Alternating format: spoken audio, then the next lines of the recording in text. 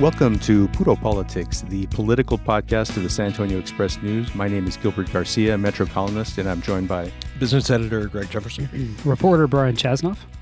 And we've talked a lot about the District 23 congressional race, which is going to be, it might be the most watched congressional race in the state of Texas. It's a seat that's gone back and forth between Democrats and Republicans over the years. Will Hurd, the Republican congressman, has been able to hold on to that seat for 3 terms, but he's leaving. So it's an open seat, and it's going to be really fascinating to watch what happens. And today we're lucky to be joined by someone who's maybe, I guess it's fair to say, maybe the front runner on the Republican side. I mean, I guess it's I don't know if there's been any polling. Maybe we can ask you about that. But Tony Gonzales, thank you so much for joining us. Yes, Gilbert, thank you for having me. I'm really excited about this race. We've worked real hard to get where we're at, but we know it's going to take everything we have. This district is always a knife fight, and it's going to take. Yeah, that's fair. Yeah. Now, I want to talk a little bit about your history and what made you decide to run. But before we get to that, there was an interesting story in the Texas Tribune last week, and it looked at the race, and it talked about the fact that you have Will Hurd's endorsement. I think you also have George P. Bush, the land commissioner's endorsement. So in this article, they looked at the double-edged sword that comes with having Will Hurd's endorsement, because he's someone who's been remarkably successful in that district, but he's done it by sort of trying to, follow a path where he's not necessarily seen by Republicans as the most ultra conservative. He's kind of taken a more middle of the road path, and so there are some people saying, well, in a primary, having Will Hurd's endorsement could actually be detrimental in some way. And so I think the article kind of looked at that. How do you because you're facing the issue of people looking at you and thinking, well, you've got the outgoing congressman's endorsement. That's usually a good thing, but there are some Republicans who have criticized him over the years. Yeah, so, I have a military background. I did 20 years in the Navy, served in Iraq, served in Afghanistan, and this is my first time running for public office. Early on in this process, I realized just be yourself. People are going to like you. They're not going to like you. They're going to agree with you or not. But if they know that you're a person of principle, they can respect that. So what we've tried to do is build a coalition across the party. Where regardless of where you fall on the spectrum, I think people have circled behind us. You talked about Will Hurd, and I'm excited to have his endorsement. I'm proud to have his endorsement. He held the seat for 3 cycles. I mean, there's a lot to respect there. Mm-hmm. And his staff, they've been amazing on there. And then we have over 20 endorsements, and then, look at Sid Miller. It's about as opposite from that we have on there. Mm-hmm. George P. Bush, San Antonio Police Officers Association. Today we just rolled out War Veterans Fund. They're a national organization. They helped Dan Crenshaw and Mike Waltz get elected. So I've been very blessed to have a lot of people circle behind us to hold this seat. Now, you grew up in San Antonio, and then you served in the Navy for 20 years. Yes. Right? Can you talk a little bit about growing up in San Antonio and what made you decide to join the military? Yeah, absolutely. So, I went to Thomas Edison High School. Matter of fact, I go to St. Mary Magdalene's Catholic Church. That's the same church that I was baptized in, that my mother was baptized in. A lot of our family, was raised there. So San Antonio's home, and I'm very excited to raise my family here. Part of my story is, I joined the Navy at 18 years old without a high school diploma. I came in as an E1. 20 years later, I retire as an E9. 1% of the enlisted force make it to that, and I'm finishing up my PhD. So I look at it and I go, education is the ultimate equalizer. And what you'll hear in my campaign is us talk about that. I started a foundation, Tony Gonzales Foundation. We focus on inner city community engagement, and I'm excited. We're partnering with Alamo Community Colleges on a mentorship program. Like, those are the type of things that make me tick. So I'd like to go back to your time in the Navy for a while. So E9, I have no idea what that means. What did you actually do in the Navy, and what was your rank when you retired? Yeah. So essentially, like, an E9 is the village elder. Like, it's the person that has the most experience that's kind of worked his way through. But my experience is a cryptologist. I'm a cyber guy. I read your article, earlier last week about cyber and the impacts of cyber. So, and I think that's important. I think that's an area. There's so much division in this country for, right, wrong, or indifferent. But there's also all this stuff that I think we can all agree on and get behind. And cyber is one of those areas. I mean, you can look at Iran and debate whether that was a right course to go down, but there's no debate that Iran was going to come back with these cyber intrusions. One of the most frustrating things was I came home. I'm excited. I joined the San Antonio Hispanic Chamber of Commerce. I'm going to all these different events, and I went to this meeting with CPS Energy, and they talk about the limited resources they put towards cyber, and it scared the heck out of me because that's the lifeblood of what this city revolves around. Right, yeah, it's a fraction of their capital plan. It's tiny. Since you brought it up, Iran. What do you feel? Do you feel that was justified for the president to target Soleimani? Yeah, in Iraq? Of course. So, I spent 20 years in the military. 18 of that was at war. So I'm very familiar with that region of the world. I will tell you, Iran, they operate, they respect strength, and they look at that, and that comes into their calculation. So, for the president to take out, their top general and arguably the largest terrorist threat in that area, that sent a message. And I think we're starting to see some of that. It was very unfortunate that they accidentally shot down that airliner, but that goes to the complexity of that region. Are you concerned about these questions about whether or not attacks by Soleimani or planned by Soleimani actually were imminent or not? Because there are some Republicans who were frustrated by the briefing they received on that. Yeah, I look at a person like Soleimani, and he was always planning attacks. Mm-hmm. Always. Mm-hmm. I mean, it's just that was his job. Like, his job in the IJRC was to project foreign kind of influence on there. And you look at Department of Defense, over 600 Americans were killed in response to that. So I think there's a lot of justification on why, the president did what he did. And, the question is, are we safer for it? I think we are. Now, part of your experience in the military consisted of spending, I think, about a year in Senator Marco Rubio's office. Now, was this with under the Defense Department, or how did this? Yeah. This work? Yeah, so the Department of Defense has had defense fellows on the Hill for over 100 years. They're primarily officers, senior grade officers. I was the first enlisted guy in the Navy to get selected, and so you're attached to the Pentagon and you do some briefings there, but you're a full-blown Senate staffer. Like, I wore a suit and tie to work. Everybody called me Tony. Nobody cared that I was a Master Chief or even knew what the hell that was, right? So, what were your impressions of the members of Congress that you got to observe at close range? I was really disappointed in their depth. A lot of these folks are, their backgrounds are attorneys, or some of them are career legislators. So their depth of knowledge across the board, especially like my portfolio was Department of Defense and National Security and Intelligence. And I will tell you, there's very few people on the Hill that really understood that area. We'll talk about cyber for a second. Everybody wanted to have a cyber bill, everybody. But no one knew what the hell that meant or how it impacted it. And there was all these second and third order effects that these bills would create, but they just simply didn't have the depth of knowledge on it.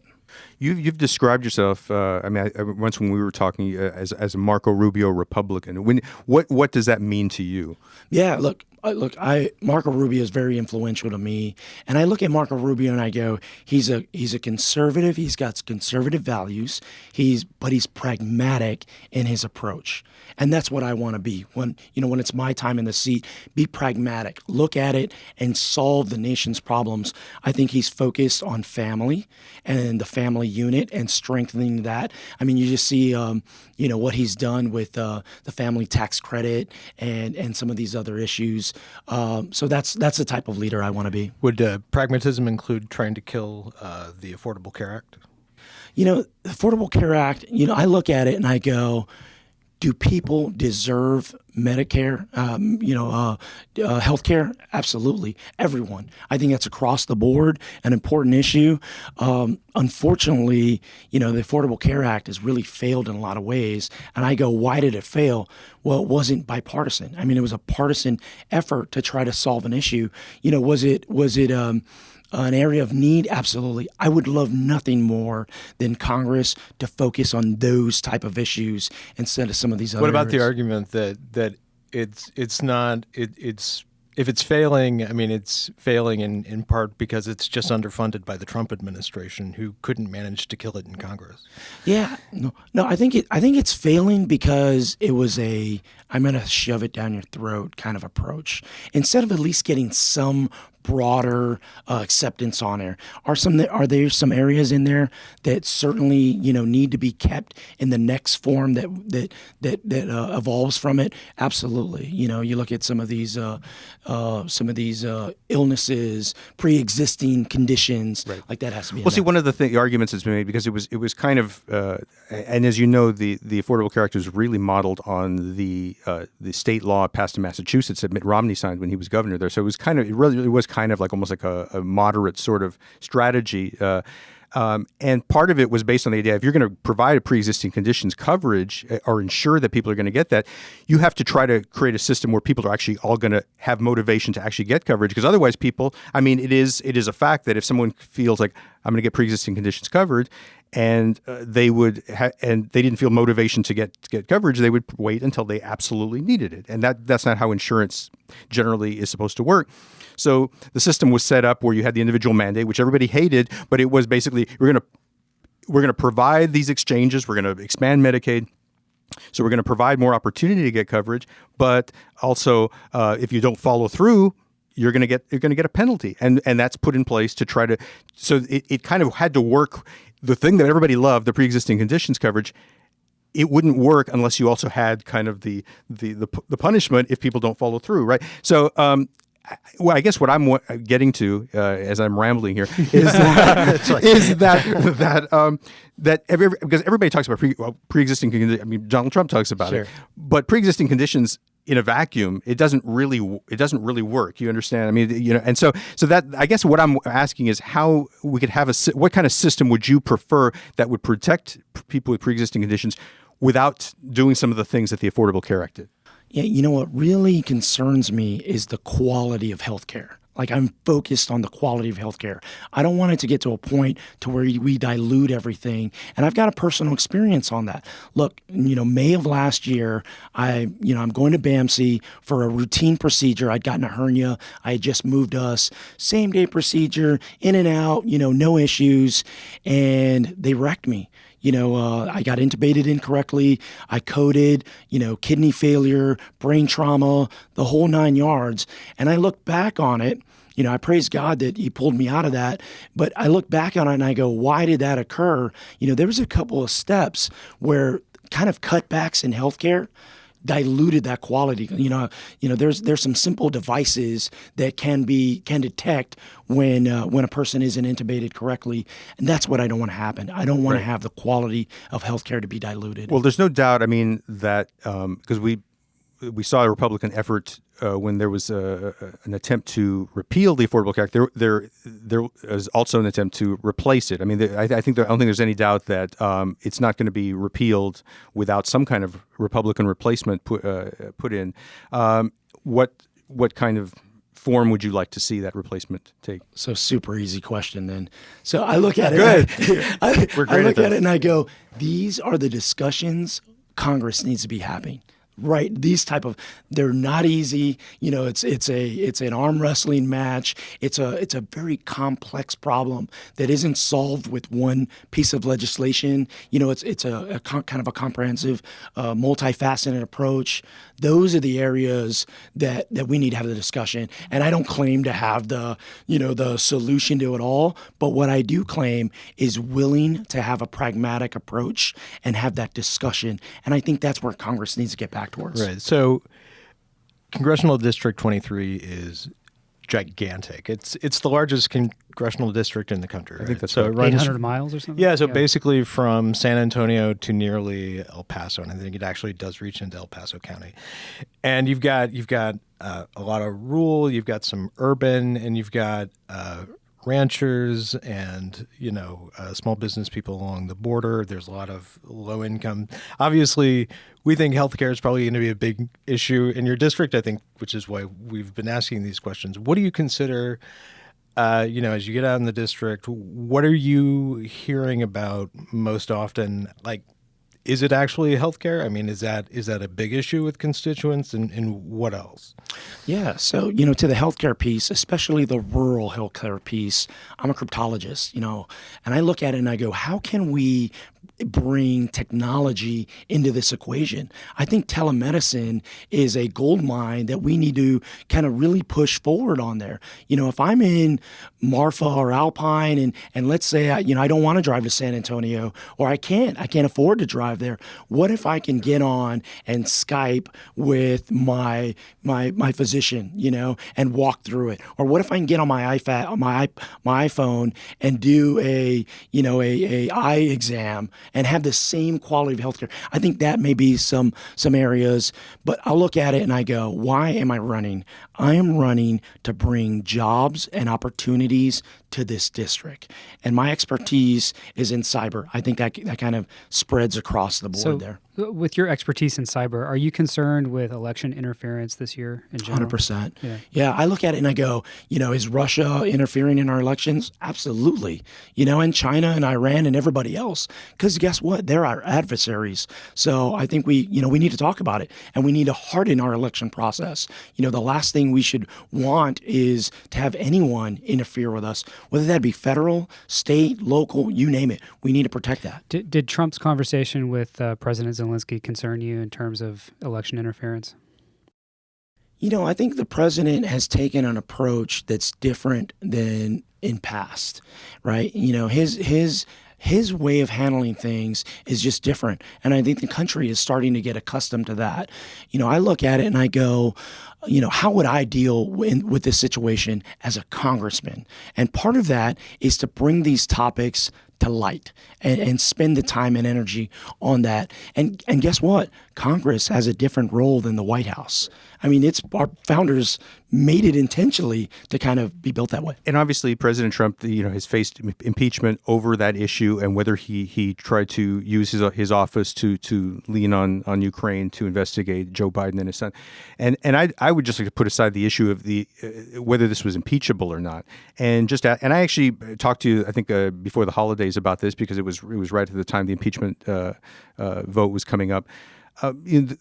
If we had a Democratic president and we had a president talking to a foreign leader, in this case the president of Ukraine, saying, we really need you to do us a favor, I'd like you to look into Joe Biden and his son.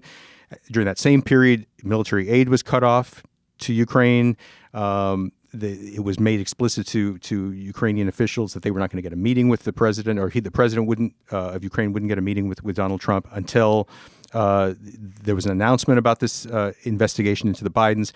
And then when the aid was finally released in September, it was really only a couple of days after there was an announcement that there'd be a congressional investigation into why the aid had been held up. And by this point, Donald Trump knew that there was a whistleblower who had listened in, who had submitted a report about that phone call with Zelensky. So if you look at all these things, and certainly a lot of circumstantial evidence, and I'm, again, putting aside the impeachment issue, because a lot of people have different ideas about what is impeachable or not, and constitutional scholars debate about it.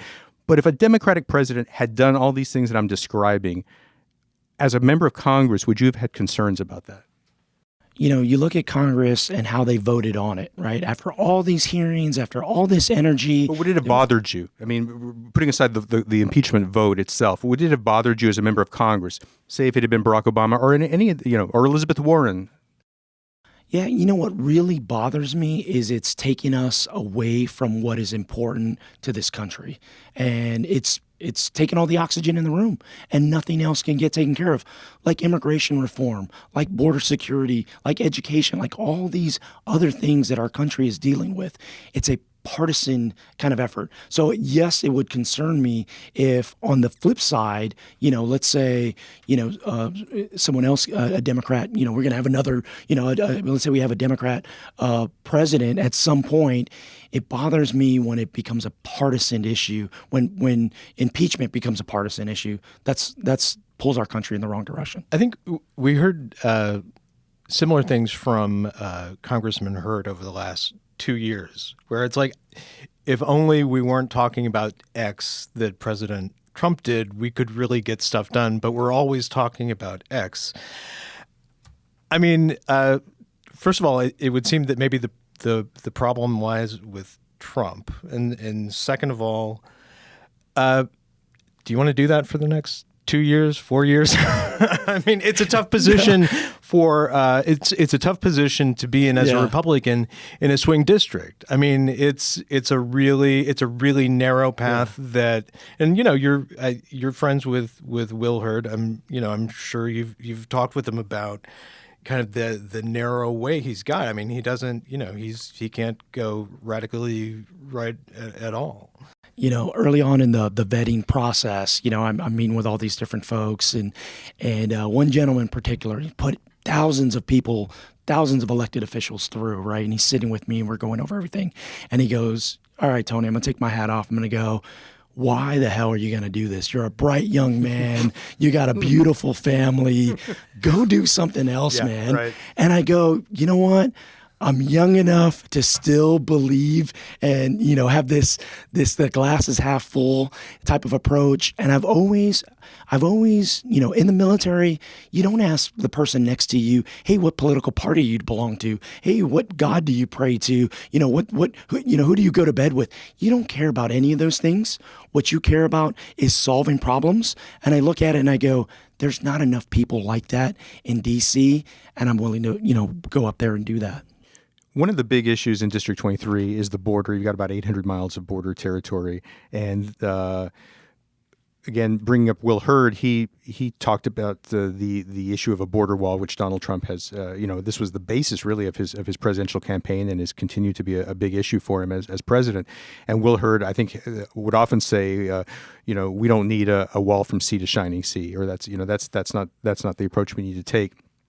When you look at that, and you're talking to people on the border, and probably have a better idea of what people on the border are thinking than any of us do, just based on the campaigning that you're doing. What is your sense about the need for a border wall, and what are people telling you in the district? Yeah, so I look at it and I go, I'm running on bringing opportunities to this district. At the heart of opportunity is security. Like, you have to have security. I just visited El Paso last month, and you look at El Paso and Juarez, it's like one city. You can't put a wall from, right in between there. But is a wall necessary? Absolutely, at certain spots, right? We certainly need to do that. But I'm very cautious to make sure that the bond that Texas and Mexico have remains strong, beyond economics, because that's the key to it. There's a cultural bond that I think is very important. So that I look at that border and I go, do we need to secure it? 100%. Do we need to know who's coming into our country? 100%. Can we do that with a wall where it makes sense? Yes, but we need to have added technology, the resources to do that, update our port of entry process. And at the heart of all this, update immigration reform. You talked about hard topics. Like, that's a hard topic that we need to have. But how do we move that narrative from, are you for the wall or against the wall, to, hey, are you for immigration, right? How do I move that? And that's what I want to try to do. So would you want to see DACA in legislative form as part of protection for the Dreamers? DACA makes sense to me. I look at the American dream and I go, DACA recipients, as long as they're vetted and do all the right things, are the American dream, right? Those are the type of people I think America should be attracting. And you look, Donald Trump even came out and wanted to, increase the number on that. Like, so it's not like this unrealistic goal. I just think that's where the conversation should be. As it's a big big part of the conservative philosophy that the government should spend what it has and not run up big deficits. And what we've seen over the last couple of years, and some would say, I mean, that there have been debates about this, but some would say that the big tax cut in 2017, which I think has had some stimulative effect in the economy, that it's also driven up the deficit. And we're looking now at about a $1 trillion deficit for this fiscal year. I guess I wanted to get a sense from you, how comfortable are you with that? And if you're not comfortable with it, what are some of the hard choices that you would be willing to make to bring that deficit down? Look, the tax cuts have worked. You look at the economy's doing fantastic. I think anytime you put money back into the family's pockets, that's a good thing, right? Now, I will push for that. I will, continue that effort on there. But there's hard decisions that have to be made, right? I was up in D.C., Senate staffer, and I will tell you, everybody wanted to plus up accounts. You never heard anyone go, yeah, let's plus this down. Let's take this down. Everybody wants to grow it and grow it and grow it. I think there has to be a hard discussion that's had. Every department has to look inward. Look, I'm a Department of Defense guy, right? I believe in national security, but I will tell you, I'm in support of the Department of Defense having their audit. I think that's a good thing. Let's audit these departments and find out where the waste is. I guarantee you there's fat in everywhere. How do we find that? How do we get them to go, hey, I've got to spend all this money at the end of the year, get out of that mindset and go, let me be effective with what I purchase. One of your predecessors in District 23, Kiko Canseco, he came into office right during the kind of Tea Party wave of 2010, and I don't remember all the details about what he was advocating, but I know that he did discuss the possibility of changing the way Medicare worked as far as the ages, maybe either raising the ages for eligibility and so on. I wanted to get kind of your thoughts on, because when people talk about the federal deficit, I mean, we talk about the really large programs in the budget. These are the things that people are talking about. Do you have any? Because people are always concerned about anybody tampering with their Medicare. What are your thoughts on that? Greg brought up a point earlier, like, why the heck you want to do this? A lot of the tough decisions we're here.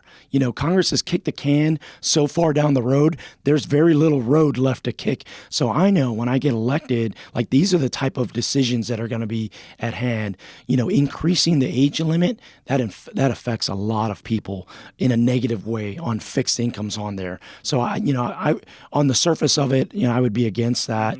But where else are you going to get that money from, right? So I think you got to look at some of the programs. I go back to the Department of Defense.